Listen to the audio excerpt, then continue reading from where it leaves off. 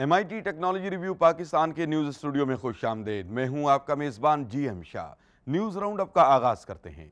Bulletin के आगाज में आपको बताते हैं कि पंजाब इंफॉर्मेशन टेक्नोलॉजी बोर्ड ने इलेक्ट्रॉनिक टिकटिंग का जदीद निज़ाम मुतारिफ करवा दिया है। इस निज़ाम के तहत ट्रैफिक कवानीन की खिलाफ वर्जी करने वालों को टिकटों का इजरा और जुर्माने की अदायगी डिजिटलाइज की गई है, जिसकी बदौलत नेशनल हाईवे और मोटरवे पुलिस की कारकर्दगी में बेहतरी आई है। इस हवाले से पंजाब इंफॉर्मेशन टेक्नोलॉजी बोर्ड के चेयरमैन डॉक्टर उमर सैफ का कहना है कि सुबह पंजाब के बाद सिंध, कोयटा और गवादर में भी इस निज़ाम पर अमल दरामद हो रहा है, जिससे अवाम को बेहतर सहूलत मुयस्सर होने के साथ साथ अमले की कारकर्दगी में भी बेहतरी आ रही है। माहिरीन ने ऐसा ड्रोन तैयार किया है जो बारूद और मुनशियात का सुराग लगा सकता है। इस ड्रोन को स्पेक्ट्रो ड्रोन का नाम दिया गया है, जो मुख्तलिफ किस्म की वेवलेंथ की लेजर को खारिज करता है। इसमें मौजूद laser range finder, HD camera, spectrometer, software और एल्गोरिदम मिलकर खतरनाक अज्जा की शनाख्त मुमकिन बनाते हैं।